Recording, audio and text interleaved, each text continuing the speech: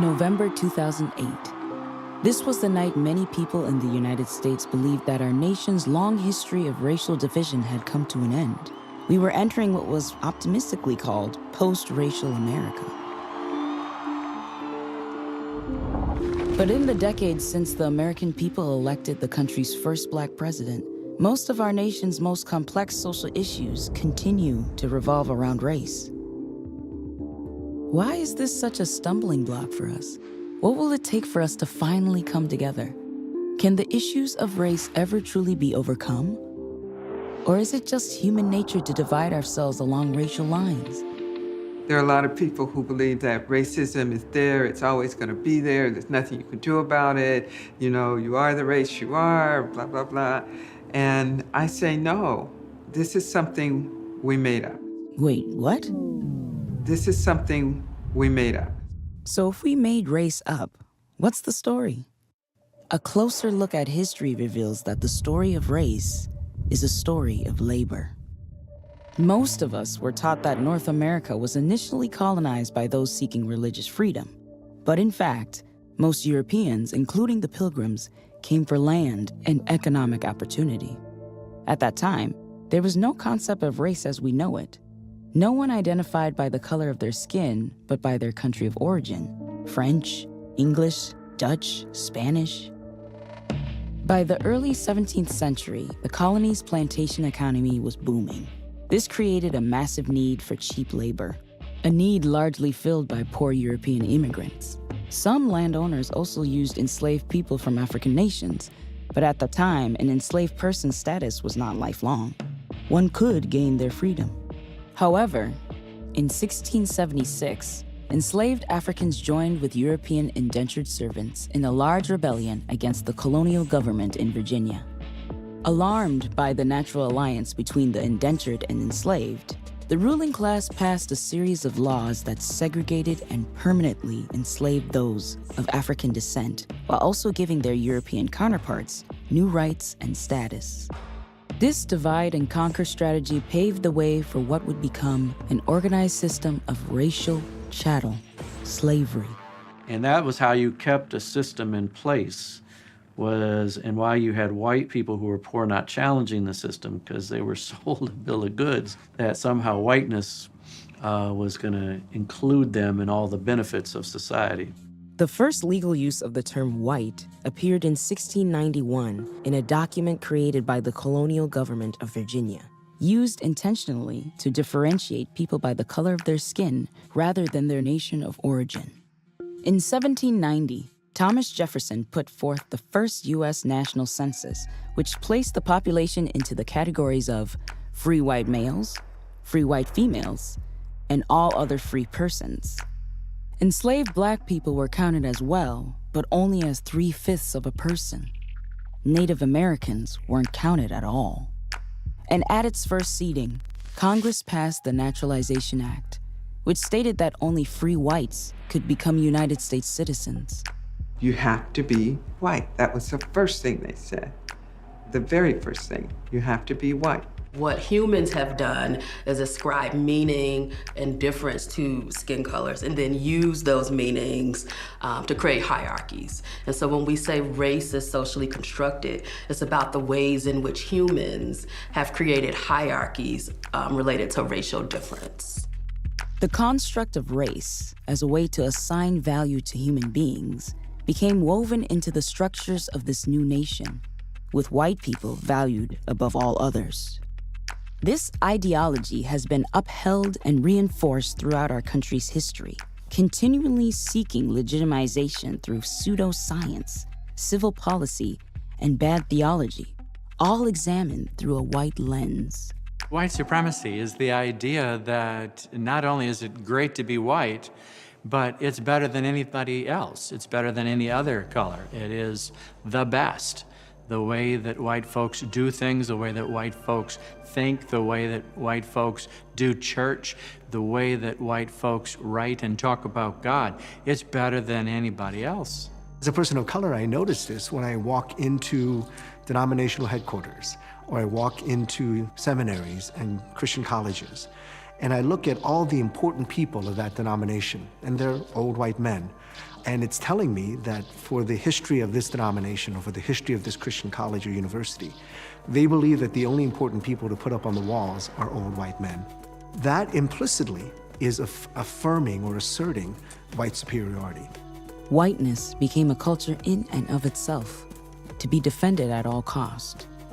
In the 19th century, Chinese immigrants became another target of racially biased policies.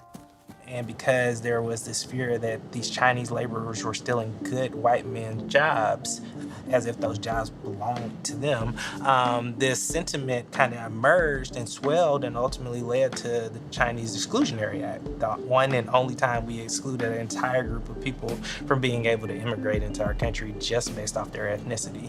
The Exclusionary Act starts as a 10-year act, but it ultimately is extended for 60 years. European immigrants, such as the Irish, Italians, and Germans, were also initially viewed as a threat and were often persecuted. But they had one distinct advantage: they were light-skinned. So, over time, by stripping away or hiding their ethnic heritage, eventually they could assimilate and become white. The United States has been referred to as the melting pot, a metaphor for the fusion of nationalities, cultures, and ethnicities. I've never really liked the term melting pot because it just means that it's going to become one thing. And so who decides what the one thing is? When you're the minority, that means that everything of yours is lost. It seems the metaphor of the melting pot, in truth, is a push for white homogeny rather than an embrace of diversity. My own children are way lighter skinned than I am. And what's happened, I think, even with my children, is that our celebrations and our language are slowly dissipating and disappearing. And I wonder what my grandchildren will be like. They'll be, and I keep thinking they'll be the next white generation. Today, the concept of race and the structures that hold up whiteness as the norm have become so embedded in our culture that it's extraordinarily difficult for most white people to see the ways they influence life in this country. Because being white is what's normal, and it's normal for everybody. It's just what it means to be human. We don't think of it in racial terms. And so my question's always been like, what is white culture? Let's talk about that.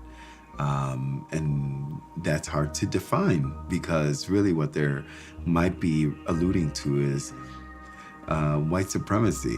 We don't see the advantages, and we usually only recognize it when we are with persons of color and they get treated differently than us. What we think is as normal is really an advantage.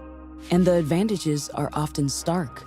A 2016 national study of household wealth found that the median net worth of white families was 8 times higher than that of Hispanic families and 10 times higher than that of Black families. Another 2016 study revealed that Black, Hispanic, and Native American children are more than twice as likely as white children to be living in low-income homes. When we focus on what makes us, quote, the same, it denies the fact that our lives are not the same. And we live in different worlds with different realities. And so when we focus on the things that make us the same and we can't agree on humanity. I think what we have done with race is evil. I mean, I'm of the belief that difference is not evil. You and I did not start this system of race and white supremacy. But if we do not actively work at uncovering our own inherent bias and tearing down the system, we are guilty still of supporting it. We need to recognize that we do live in a society that is oppressive to people of color and has a long history of white supremacy. This has always been who America is. The dissolution of the American exceptionalism dream. We're realizing sort of in our collective consciousness that we're no better than any empire that's ever come before.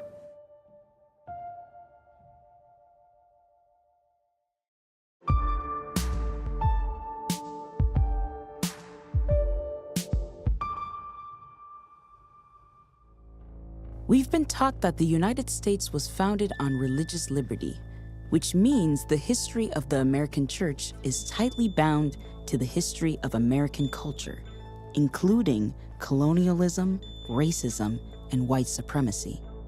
But how is it possible that a religion founded in the boundless love and compassion of Christ could ever align itself with the ideologies that have only brought harm? It's all in the interpretation. There is no concept of race in the Bible, because race is a thoroughly modern construction. There are, though, a lot of things that look like race in the Bible. In the Old Testament, a great deal of focus is placed upon a concept of people, translated from the Hebrew word am. People, in this instance, are God's chosen people, the Israelites. Those who are not a part of Israel are referred to as the nations. The nations shared a common ancestry with Israel, but worshiped different gods. It does not involve facial features, skin tone, things that are physical characteristics. In the New Testament, we find a similar divide between Jewish people and non-Jewish people, who are called Gentiles. And so, while there are components of national identity, components of cultural identity, they're all subsumed under this question of, what's your religious identity?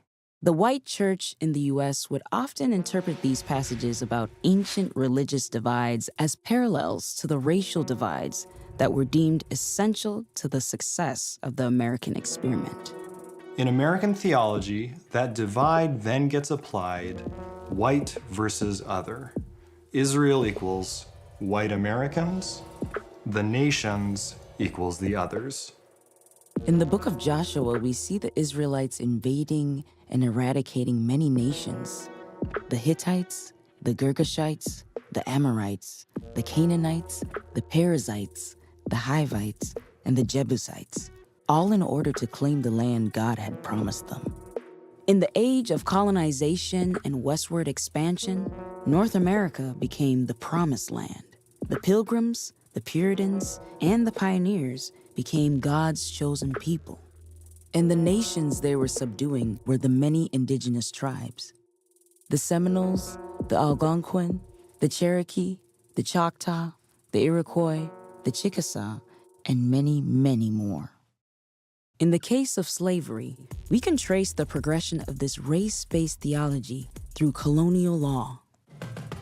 In 1656, an enslaved woman of African descent named Elizabeth Key won her and her infant son's freedom in court, partly on the grounds that she was a baptized Christian. At that time, it was English law that a baptized Christian could not be enslaved. Shortly after Key was freed, a new colonial law was passed that eliminated this loophole, clearly stating that baptism did not equate freedom from the bonds of slavery. If you already think that slavery is an institution that needs to continue for your economic survival, you go to Ephesians and you say, Paul says, slaves obey your masters. And the problem with this is it's an incredibly decontextualized reading. It was the Christian church that baptized Africans as they left the shores of Africa into slavery and gave them Christian names or English names to replace their African names. The ability to be a Christian and still be a slave owner, which I think most of us today would say is completely contrary to the scripture that we read. That foundation was built by white theologians who, in a sense, manipulated the text. Even as slave owners used the Bible to justify and sanctify the ownership and oppression of other human beings, the enslaved Africans embraced biblical narratives of justice and freedom, finding hope in the story of God's promise to deliver an oppressed people. And so we see enslaved Africans taking Old Testament stories of Israelites and using that to connect with, right? To understand that there were enslaved people in the Bible and God freed them. We also see enslaved people contesting the ways in which masters use the Bible to subject them and saying this is morally wrong and morally corrupt. The Bible has long helped fuel Black people's fight against injustice in the United States. From the abolition of slavery, to securing the right to vote, to ending Jim Crow laws, and on into today. When I think about the story of Jesus and connecting it to enslavement, to the history of African Americans, it's always being on the side of those who are most marginalized and trying to transform society to respond to those people. So you look at the Bible and you read the first century church and how the church was formed. And it was formed in Jewish communities, and Jews in the first century were an oppressed ethnic and religious minority. So the church, though, that came to the United States came from Europe, and it was a church built on colonialism, and white supremacy was interwoven. And so what we received was a European form of Christianity that was very different than what you read about in the pages of the Bible.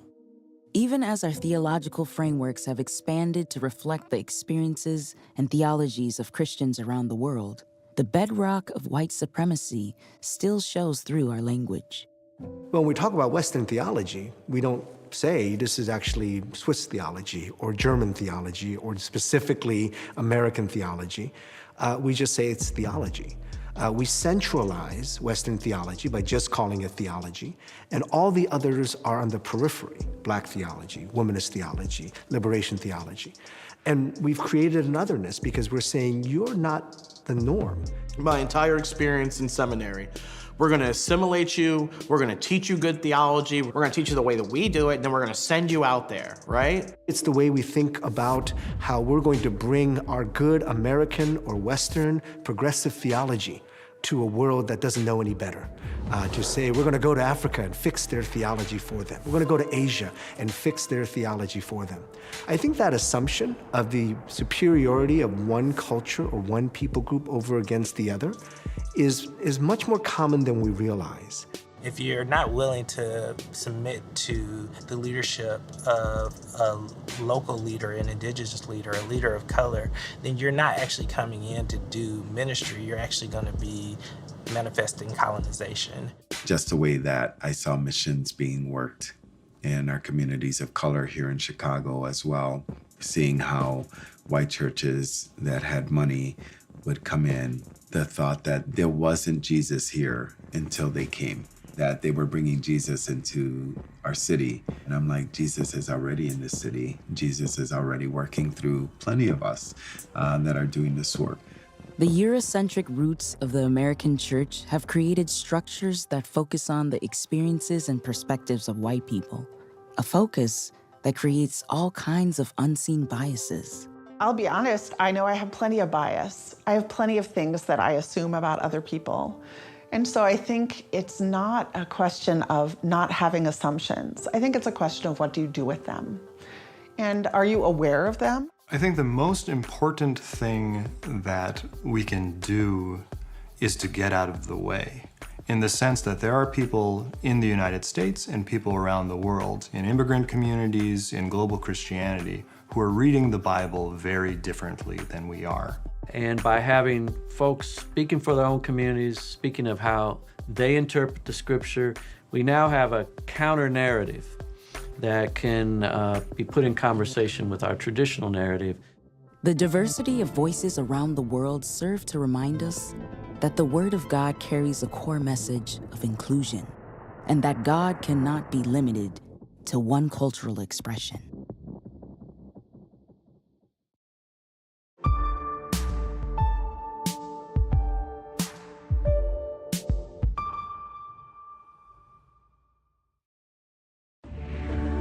There is a popular story of race in the United States that goes something like this.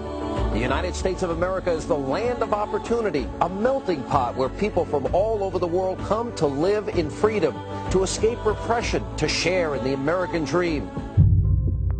This is a familiar story, one we've all heard many times. It is the story of American exceptionalism.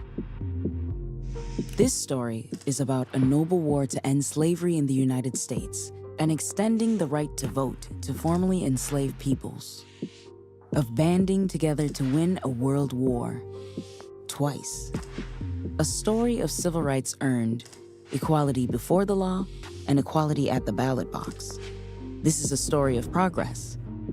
In this story, there is no organized effort to harm Black people by white people. The truth is, there's no organized effort to harm Black people by white people. That doesn't exist here. See? There is, however, a counter-narrative of our nation's history. There are these huge gaping holes in what we call U.S. history because it's not told from the perspective of people of color, because it's not written or institutionally affirmed by people of color. Filling in the gaping holes of U.S. history paints a very different picture of what it means to celebrate the United States. This story includes the beginning of the transatlantic slave trade and the growth of slavery across the English colonies. This story recognizes the resistance to evil among those who were enslaved and the commitment to slavery among white people.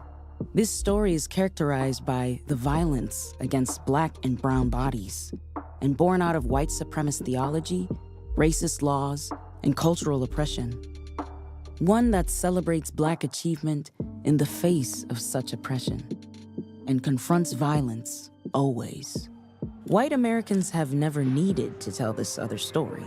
The narrative of white supremacy makes it possible to see only the story of progress.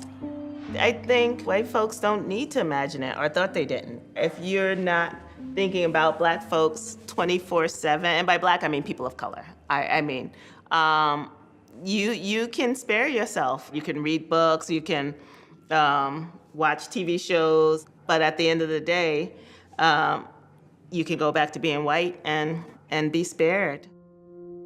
When I served in rural Ohio, we were the only Black family in the town that we lived in. And it was about as challenging as you can imagine. I just had another baby. That was our youngest. So I'm at home and getting ready to nurse. And Benny wants to go for a walk. My husband goes for a walk, takes the two other kids in the double stroller. And as he's going for a walk, he comes right back. I mean, just a matter of 2 minutes, he's right back home. And I said, what happened? And he said, this parishioner, he said, he just tried to kill us. I said, what are you talking about? You know, I'm thinking he's exaggerating. He said he tried to run us over. He drove up onto the curve and he said, it was right after President Obama was reelected. He said, that fucking nigger president is trying to ruin my country and I'm gonna run you fucking niggers out of this town. And proceeded to drive up onto the curve to kill my husband and our 2 small children. The American mistake is believing that we are exceptional and different.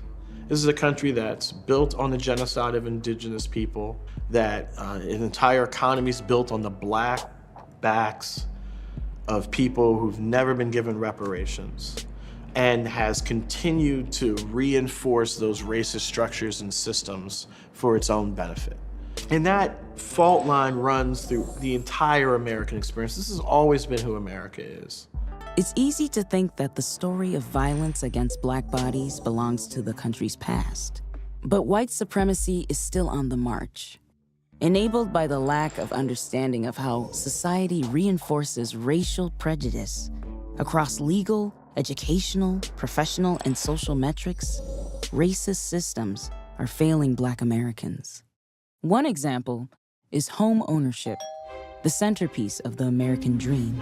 What we understand and what historically we can see with African Americans is that the way that you become a citizen is through ownership. Because what happens when you own a home? You have say not only of your own domicile, but then you get to be a part of a community, right, that can take political action. The benefits of home ownership in the U.S. are enormous, from tax breaks and credit benefits to building equity and passing it to our descendants. These benefits have been systematically denied to a majority of Black Americans. In the 1930s, as part of the New Deal, loan programs were created to help Americans purchase homes. In order to determine who received a loan, the government created color-coded maps where green neighborhoods indicated low risk and red neighborhoods were high risk. This practice, now known as redlining, heavily favored white communities. Home ownership for African Americans has been racially contested because of the ways in which the federal government colluded with mortgage companies to redline and to blockbust African American neighborhoods. Neighborhoods that were predominantly African American were automatically deemed high risk, which meant they were less likely to get loans to purchase, right? Right after World War II, we had this huge endowment or investment in the suburbs that came from the Federal Housing Authority. Of the $120 billion that was invested in suburban housing, less than 2% of that went to non-white families. This is Levittown, Pennsylvania, a new suburban community of 60,000 people midway between Philadelphia and Trenton, New Jersey. With its giant shopping center, winding lanes named for flowers and trees, it is fairly typical of communities all over America, where families are pursuing the American dream to give their children a better chance in life. Why did you select Levittown to live? We were looking for a place to buy a home. We looked at Levittown, and we liked the homes here. We liked the advantages that Levittown seemed to offer in comparison to other cities. And we understood that it was going to be all white, and we were very happy to buy a home here. In the 19th century, the U.S. government claimed that people of African descent were property. In the 20th century, the same government worked to ensure Black Americans couldn't own property. Predatory and biased lending practices have been exposed over and over in the United States, revealing a continuing systemic effort to withhold economic benefits from Black families that are readily available to white families. So what is a white homeowner to do? Give up their home? We're not asking you to sell your home. We're not asking you to even move, but we're asking you to think about the structures that we all implicitly buy into that create and replicate inequality, and how we can think about dismantling those. The answer to the problem is eventually when you find that there are no more areas to which a white person can move without having a Negro family in. Well, that would be the best end that there could be to segregation, and it is probably something that will happen in the future, perhaps in the near future.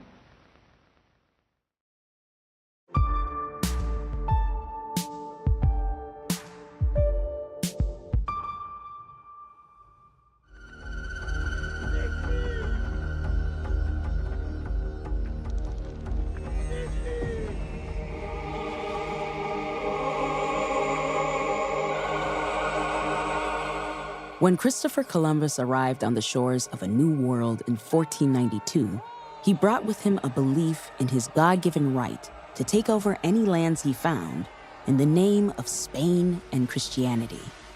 This right was given to Columbus and all European explorers by various papal edicts that would come to be known as the Doctrine of Discovery.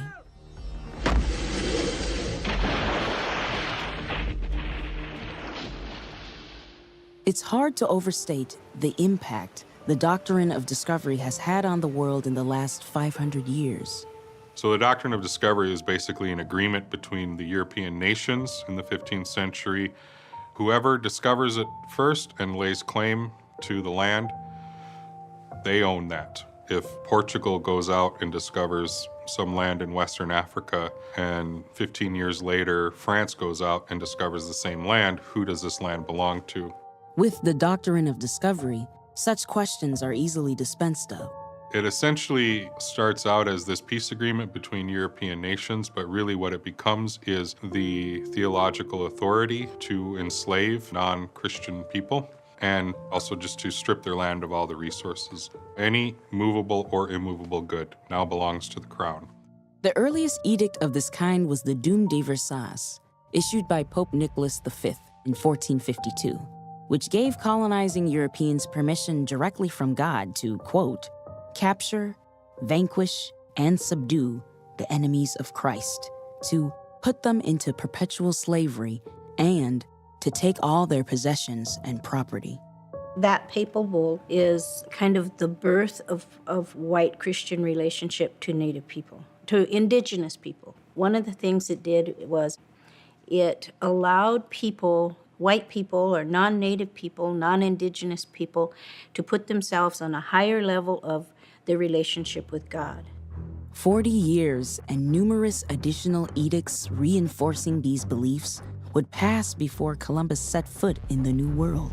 By the time Columbus arrives in the Western Hemisphere in 1492, the thought that these people he's encountering are made in the image of God doesn't even enter into his consciousness at that point, because for 40 years now, the church and these European nations have been operating under the understanding that these are not people. It's like any other resource. You can do what you will with it. And we as natives kind of point to this as the foundation for all of the atrocities that takes place with so-called discovery and imperialism, because we were not seen as human. We were seen as barbarians. We were resources to either be enslaved and utilized or removed entirely.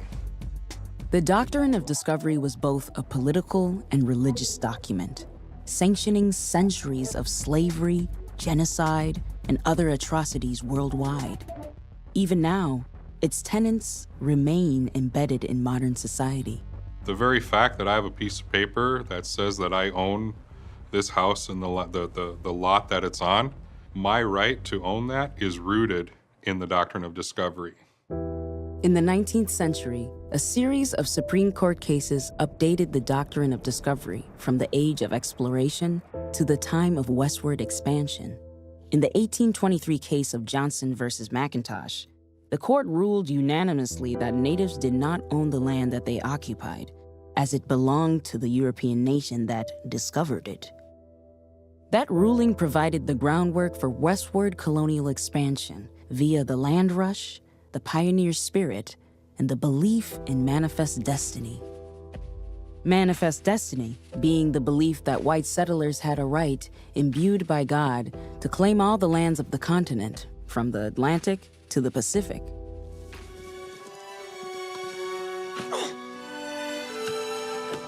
This land is mine! Mine by destiny! The value for Native people has always been our land. That's what they wanted. They always wanted our land. The hunger for land required policies for the removal or eradication of Native communities.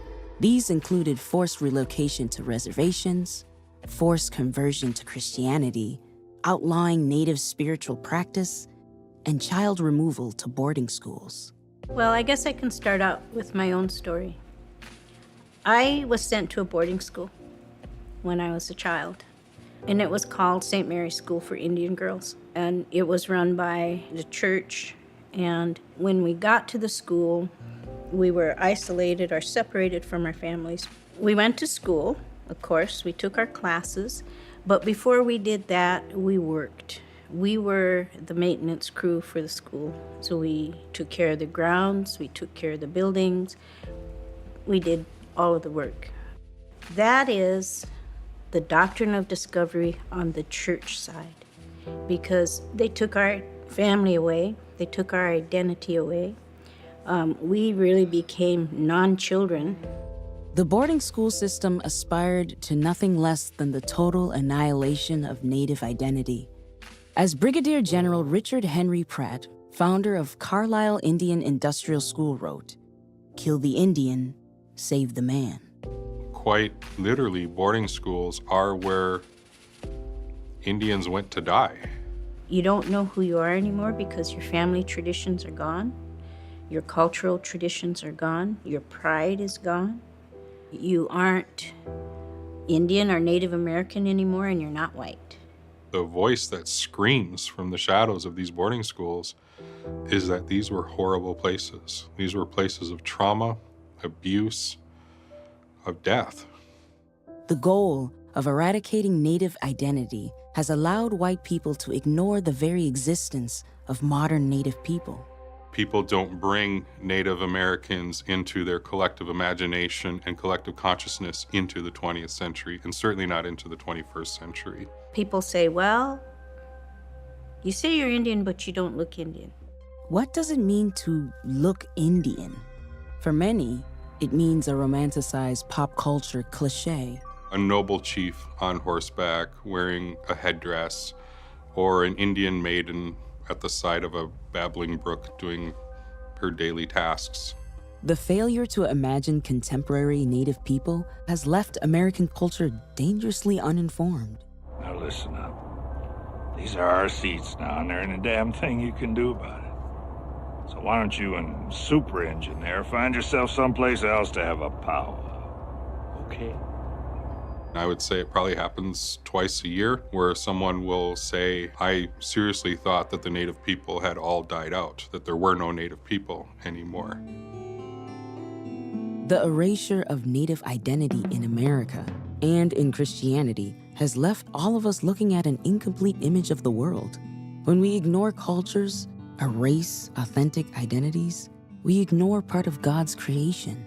What is missing when you completely other Native people and you shut them out and you don't allow the wisdoms from their ceremonial practices and their spirituality, you don't even give it audience, you don't even give it a good face-to-face. You're missing so much. You're missing rootedness, you're missing connection.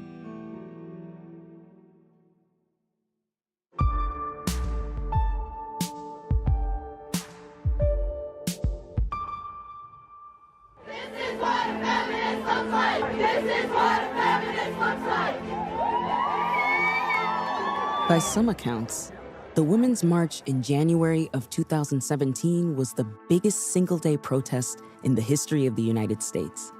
In response to the election of President Donald Trump, an estimated 4.5 million people marched in the streets across the nation. But not everyone felt welcome at the marches that day. Many women of color, in particular, felt excluded from the organizing efforts and unwelcome at the event. The critique was of the Women's March was that it only represented a narrow portion of women. The event's original name, the Million Women March, was the same as the historic march in 1997, organized by Black women to protest the feminist movement's history of ignoring women of color. There was this focus on what the general understanding of women's rights and equality would be, and for some, that's what white women's interests are. Because some considered the Women's March to be primarily an expression of white interests, it places the event in a long history of tension between the efforts for women's equality and advancing rights for people of color. A tension perhaps best illustrated in the person of Susan B. Anthony. Anthony was a Quaker, born in 1820 in Massachusetts. She spent her life tirelessly fighting for women's rights, particularly the right to vote. A founding member of the American Equal Rights Association and the National Women's Suffrage Association, Susan B. Anthony is perhaps the most well-known figure from the women's suffrage movement. She is a towering figure in the fight for women's equality in the United States. More specifically, equality for white women. Susan B. Anthony's legacy in the feminist movement stands, and should, but it should not be divorced from her legacy on race. Anthony was close friends with abolitionist Frederick Douglass and active in the anti-slavery movement. But upon the passage of the 14th Amendment, which gave voting rights to Black men and not white women, she responded thus.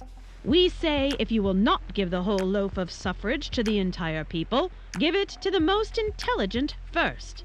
If intelligence, justice, and morality are to have precedence in the government, let the question of the woman be brought up first, and that of the Negro last. Words like these established the women's equality movement in the United States as one primarily motivated by white women seeking power comparable to white men, interests that alienated women of color from the feminist movement for over a century. I never thought of myself as a feminist because the way it was portrayed in the world as it felt like a very white movement, you know, burn the bra. No one's gonna burn their bra. That bra costs $10.99 or whatever. So it was always this kind of, where do I belong in this movement? Am I a part of this movement at all? Excluded from the women's movement due to racism, women of color also faced oppression from men in the civil rights movement. Consider the story of Ella Baker. I am here to represent the struggle that has gone on for 300 or more years, a struggle to be recognized as citizens in a country in which we were born. I would call her a leader. She probably wouldn't call herself that because she was a person who liked to be behind the scenes. Throughout her work, Baker argued for truly shared power among a network of leaders rather than relying on charismatic individuals. This opinion was not popular with many of the prominent men in the movement. And what she noticed among the Black ministers there was their extreme sexism. And she was not afraid to call that out. And so Ella Baker had these difficult relationships, particularly with folks like Dr. King and with Black ministers, because they did not want to see Black women in positions of leadership and power because of the gender dynamics at the time. Baker is remembered as a crucial organizer and voice for Black women in the civil rights movement. Someone who stood up to sexism when she saw it. And she was not alone. Ella Baker's life becomes kind of a mirror through which we can see the lives of other women. The fact that we have many Black women working behind the scenes, doing all types of work for the movement, and yet we know very little about them. And Ella Baker really caused us to redefine and rethink leadership and the democratic potential of civil rights. There is a word for the combined experience of oppression that women of color have faced in the United States. It's a word that has become very popular in recent years, but is often misunderstood. Intersectionality. Intersectionality. Intersectionality. The word intersectionality was coined by civil rights activist and professor Kimberly Crenshaw in 1989, calling attention to the reality that an individual can experience compounding oppression from multiple directions for different aspects of their identity. Usually, we think of race, class, gender, sexuality, etc. What parts of a person's identity kind of come together to create their specific form of oppression? Attention to intersecting identities began to emerge in the 1970s, with groups like the Combahee River Collective, which formed to address the needs of not only Black feminists, but also Black lesbians. One member of the Combahee River Collective, poet and activist Audre Lorde, succinctly captured the importance of intersectional feminism. I simply do not believe that one aspect of myself can possibly profit from the oppression of any other part of my identity. Within the lesbian community, I am Black. And within the Black community, I am a lesbian. I cannot afford the luxury of fighting one form of oppression only. The influence of women like Ella Baker, the Combahee River Collective, and Kimberly Crenshaw is evident in the more recent creation of a powerful contemporary political movement, Black Lives Matter.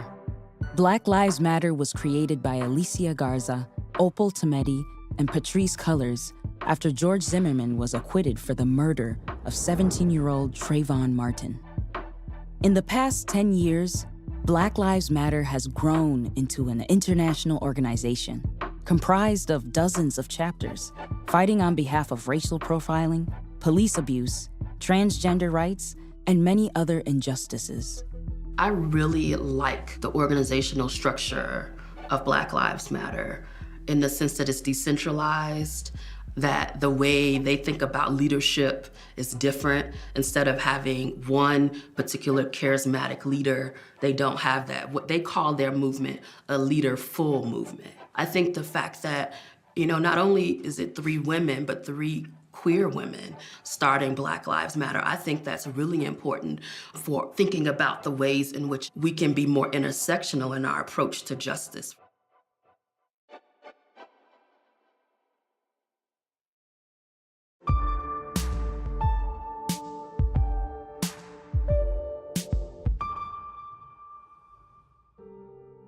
In the late 1700s, Richard Allen, a formerly enslaved devout Methodist and lay minister, accepted an invitation to preach at St. George's Church in Philadelphia.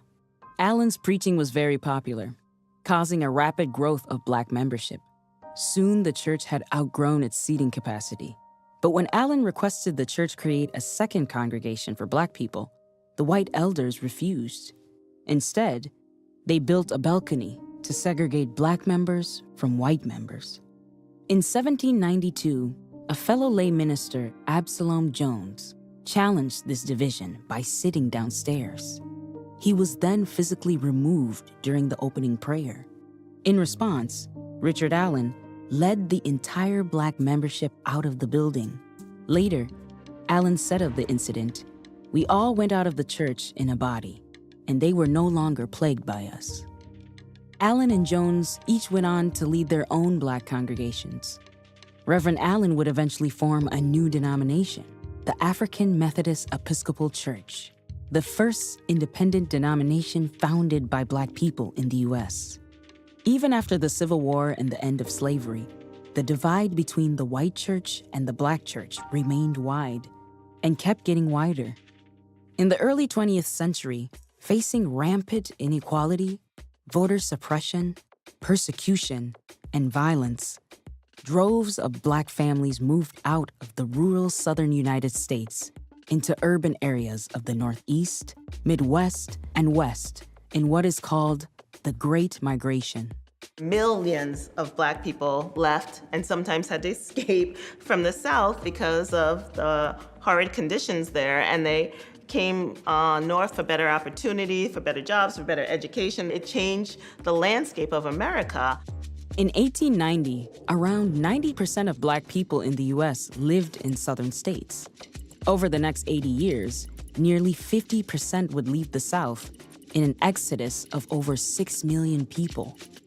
The growth of Black populations in historically white communities led to another kind of migration.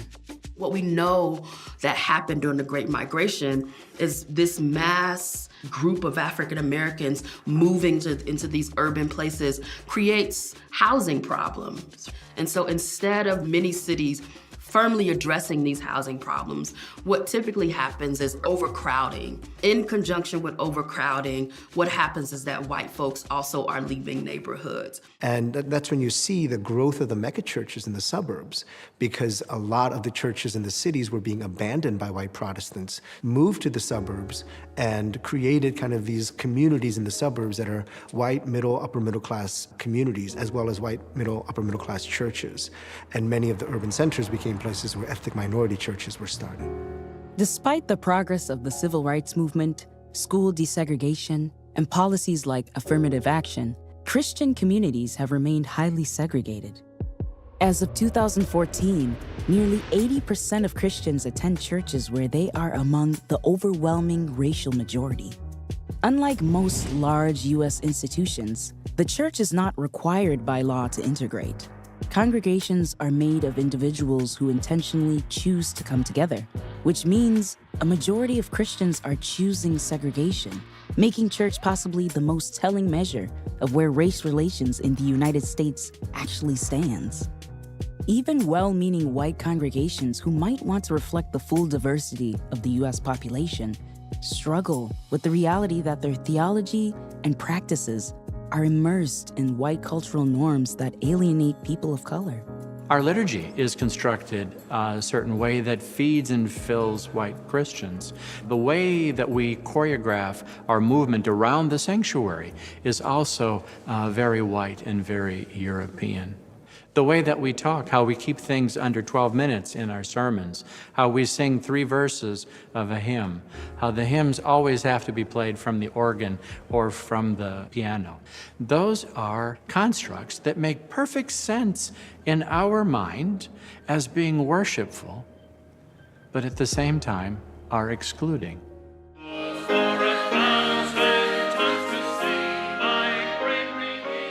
Why are we singing songs by Germans? Why don't they include any songs from authors and composers that are not white?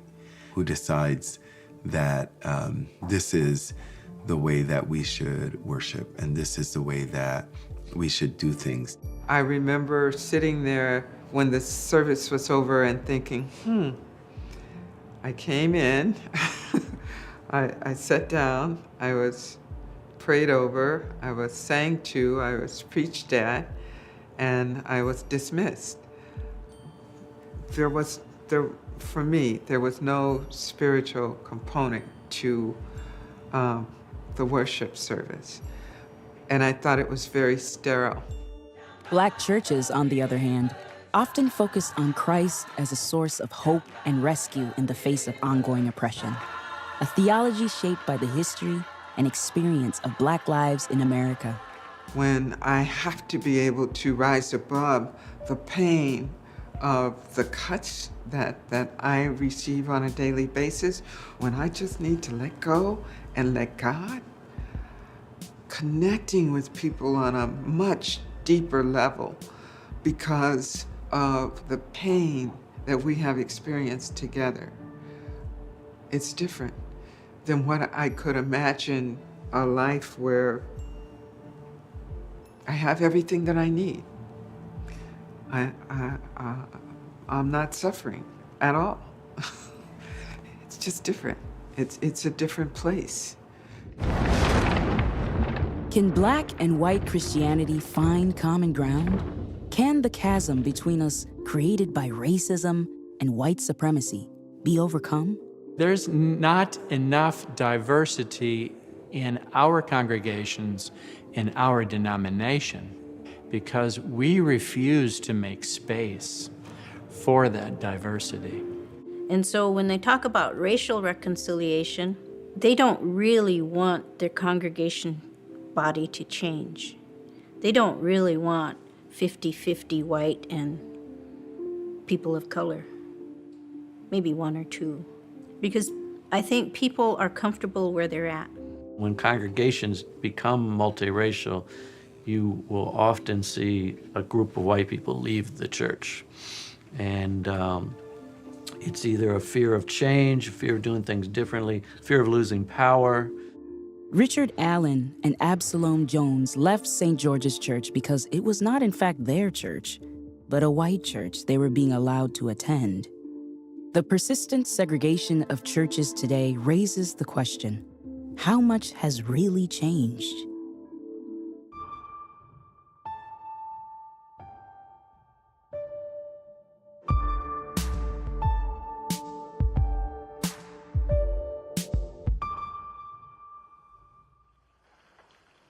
Baptize me, John.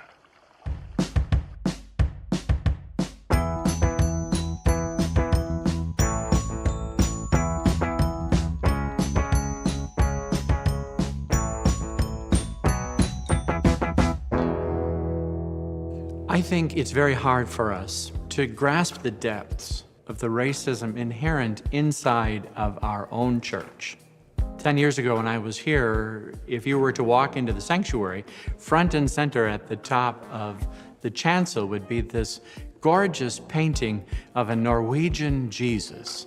And it was beautiful and it was inspiring, but anytime anyone who didn't look Norwegian looked at that painting, they never came back. And we all scratched our heads wondering why. I see a white Jesus, that's telling me that whiteness is good, whiteness is holiness, and that even the creator, the savior of the world who came down to love us in physical form is white. Everything about kind of the history of Christianity from Europe to the US has been built around whiteness. It's just in the DNA of the US church. The church feels very white. The phrase white Christianity, the phrase, it's an idolatry. Think about it. White Christianity is an idolatry. And what do idols do in the Bible? Idols separate us from God. How can a church immersed in white supremacy even begin to reconcile its ongoing legacy of exclusion, oppression, and violence? Is it even possible? Reconciliation, take things that are out of balance and bring them back into balance. But the assumption is that there was a balance to begin with. Reconciliation implies a prior healthy relationship, which we don't have in the United States. So you can really only speak of reconciliation in theological terms. There is a white Protestant obsession with reconciliation. Yeah, like, stop. Stop. It's the scariest thing I've ever seen. When do we get to the reconciliation? When do I get to feel good? I don't know. I haven't felt good for 400 years historically in this country. I don't know when you get to feel good about this. Some Christians have looked to foster unity by embracing the ideology of colorblindness, that we should look past skin color and view everyone as the same. But this is problematic at best. Colorblindness at a sort of very simplistic level seems like what we should all embrace. The reality is, if I don't see someone's color who's not white, then I don't see the fact that they experience racism. So I don't see color. That's not reconciliation. That's denial. But to say we don't see skin color automatically makes me shake, because I'm like, am I invisible? It basically means I see you as white. I see you like me. I've made you kind of into my own image. And it strips away all difference of culture. And so people take up their experience and then just lay it over top of me. Whiteness is going to create whiteness. And white supremacy, once it's embedded in the culture and in the culture of a church, it doesn't give you the tools to dismantle itself. Try as the church might, we cannot whitewash this issue. White supremacy must be addressed directly, with all the hard truths exposed. Acknowledging our history and breaking down the systems that have upheld whiteness as the norm will be messy. It will be controversial. And above all, it will be painful. When we talk about racial injustice, when we talk about brokenness in our society, when we talk about churches that are hurting, maybe some of us need to realize it's a funeral service and not a hospital visit. We can't go into the room and say, hey, we're gonna just sing Kumbaya and join hands and say, I love you, man, and things are gonna be okay. We've got to deal with the dead body that is in the room. Because to be blunt, most of the dead bodies in American history are black and brown and red bodies. And if we ignore the dead bodies and we don't lament over the dead bodies, we're just kind of playing the games of faith here. We're just pretending that things are okay when they're really not. In the book of Lamentations, the Israelites, after turning away from God, were exiled into Babylon. They had lost everything. Yet God does not offer them hope of deliverance from their plight.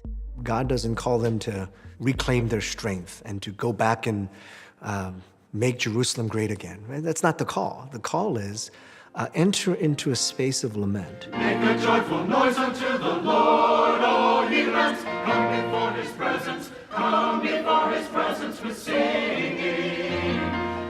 But in the case of modern white Christianity, there seems to be an aversion to lamentation. The church in America is lousy at engaging suffering and pain and lament.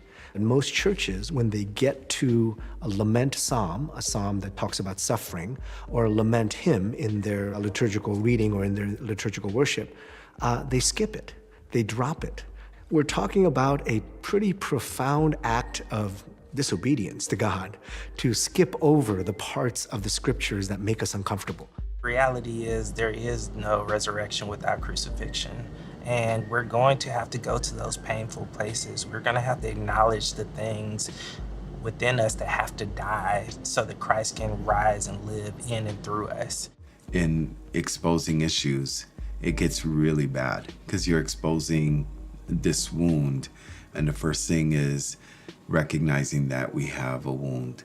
And I think we're in that kind of messiness right now, saying we have a problem. We have to let go of what we think is right. We have to let go of what we believe we know. We have to let go of the structures that we thought were the right way to worship God. God calls us to stand together as a diverse body, to humbly and courageously name and renounce the root causes that divide us, confronting white supremacy at every turn. This is the lifelong commitment of racial justice and equity in our churches, our communities, and the world. This stuff is not happening in a vacuum. The last 4 or 5 years is not some anomaly in human history, and there have been people who've been walking this path for a long time, and you need to find them, you need to listen to them, and you need to ask, what can I do? And sometimes what can I do is just shut up.